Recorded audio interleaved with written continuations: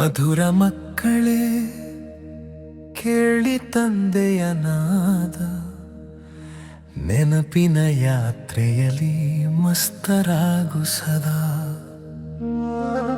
ಶ್ರೇಷ್ಠ ಪದವಿಯ ಬಾಗಿಲು ತೆರೆಯುವುದು ಅದೇ, ಬುದ್ಧಿಯು ತನ್ನ ಮನೆಯಲ್ಲಿ ತಗುಲಿರಲಿ ಎಲ್ಲ ವೇಳೆ. ಓಂ ಶಾಂತಿ, ಓಂ ಶಾಂತಿ.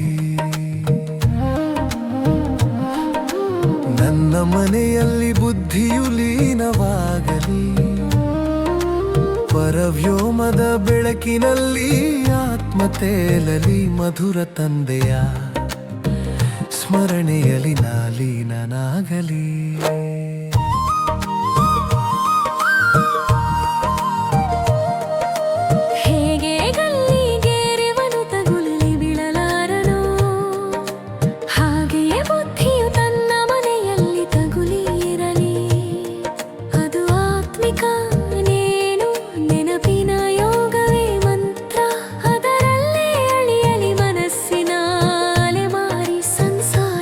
ಒಬ್ಬ ಬಾಬಾ ನೆನಪು ಬಾಕಿ ಎಲ್ಲ ಮೌನ, ಸರ್ವಶ್ರೇಷ್ಠ ಮನೆಗೆ ಕರೆದೊಯ್ಯುತ್ತಿದ್ದಾರೆ ತಂದೆ ಪರಮಾತ್ಮ.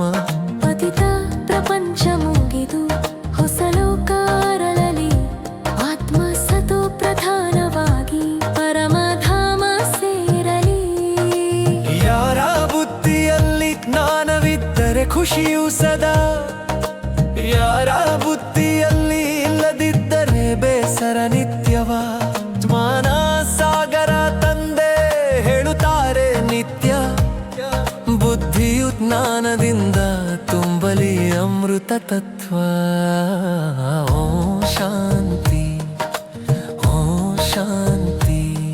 ನೆನಪೇ ನಿತ್ಯ ಜಪ, ಜ್ಞಾನವೇ ನಿತ್ಯ ದೀಪ, ಬುದ್ಧಿಯು ಬ್ರಹ್ಮ ತತ್ವದಲ್ಲಿ ತಂದೆಯ ಸ್ಮರಣೆಯಲ್ಲಿ ಎಲ್ಲ ನೋವು ಕರಗಿ ಹೋಗಲಿ. ಶ್ರೇಷ್ಠಾತಿ ಶ್ರೇಷ್ಠ ತಂದೆ, ಶ್ರೇಷ್ಠ ಲೋಕದ ನಿರ್ಮಾತ, ಅವರ ಮಕ್ಕಳೇ ನಾವು ಪರಮಧಾಮದ ವಾತ್ಸಲ್ಯಾತ್ಮ. ಹಳೆಯ ಪ್ರಪಂಚ ಕನಿಷ್ಠ, ಹೊಸದು ಸ್ವರ್ಗದ ತೇಜ, ಇದು ಡ್ರಾಮ ಪೂರ್ತಿ ಬುದ್ಧಿಯಲ್ಲಿಡು ಮಗನೇ ನಿಜ. ತಂದೆಯ ಪಾಠವು ಮರೆಯಬಾರದು ಎಂದಿಗೂ, ಮನೆಗೆ ಹೋದರೂ ಬುದ್ಧಿಯ ನಶೆ ಇರಲಿ ಸದಾ. ಶಿವ ತಂದೆಯ ನಮ್ಮ ಗುರು ಶಿಕ್ಷಕ, ಪಿತಾ ಬ್ರಹ್ಮನ ಮೂಲಕ ಬರುವರು ಜ್ಞಾನ ಸಾಗರ ಪಿತಾ. ಪತಿತ ಪ್ರಪಂಚದ ಕೂಗನ್ನು ಕೇಳಿ ಬಂದ ಬಾಬಾ, ಪಾವನಗೊಳಿಸಿ ಕರೆದೊಯ್ಯುತ್ತಿದ್ದಾರೆ ಮನೆಗೆ ತಾನೆ. ಪ್ರತಿ 500 ವರ್ಷಗಳ ನಂತರ ಪುನಃ ಬರ್ತಾರೆ, ನಮ್ಮನು ಪಾವನರನ್ನಾಗಿ ಮಾಡೋ ಜ್ಞಾನ ದೀಪ ತರುತ್ತಾರೆ. ಹೇ ಪತಿತ ಪಾವನ ಬಾಬಾ, ನಮ್ಮ ನಮನ, ನಮ್ಮ ಪ್ರೀತಿ, ನಿಮ್ಮ ನೆನಪು ನಿತ್ಯದ ಯೋಗ, ನಿಮ್ಮ ಮಾತು ನಿತ್ಯ ಸ್ಮೃತಿ.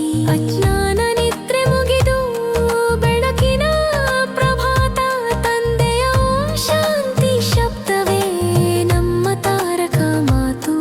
ಮರೆಯೆಲ್ಲವನ್ನೂ ಸಮಯ ವ್ಯರ್ಥ ಬೇಡ, ತಂದೆ ನೆನಪಿನ ಪಾಠ ಹೃದಯದ ಬೇರಿಡಲಿ. ಓದಿನ ನಶೆಯಲ್ಲಿ ಸದಾ ಬಾಳು ಬೆಳಗಲಿ, ಬುದ್ಧಿಯೋಗ ಒಬ್ಬ ತಂದೆಯೊಡನೆ ಮಾತ್ರ ಇರಲಿ. ನಿರಾಕಾರ ತಂದೆ ಓದಿಸುತ್ತಿದ್ದಾರೆ ಎಂಬ ನಶೆ, ಆತನ ಪ್ರೀತಿ ಅಂತರಂಗದ ಉಜ್ವಲ ತೇಜ. ಬಾಪ್ದಾದವರ ನೀಡುತ್ತಾರೆ ಮಹಾನ್ ವಿಧಿಯು ನಿನ್ನದು, ಆಸ್ತಿಕ ಆತ್ಮ ನೀನು, ಪೂಜ್ಯನೀಯ ಪದವಿಯು ನಿಶ್ಚಯ. ನಂಬರ್ ವಾರಿದ್ದರೂ ಕೊನೆಯ ಮಣಿಯು ಮಹಾನ್, ಬಾಪ್ದಾದಾರ ಕಣ್ಣನ ಲಕ್ಷ್ಯಕ್ಕನೇನ ಕಮ್ಮನ ತ್ರಾಣ. ಶಾಂತಿ.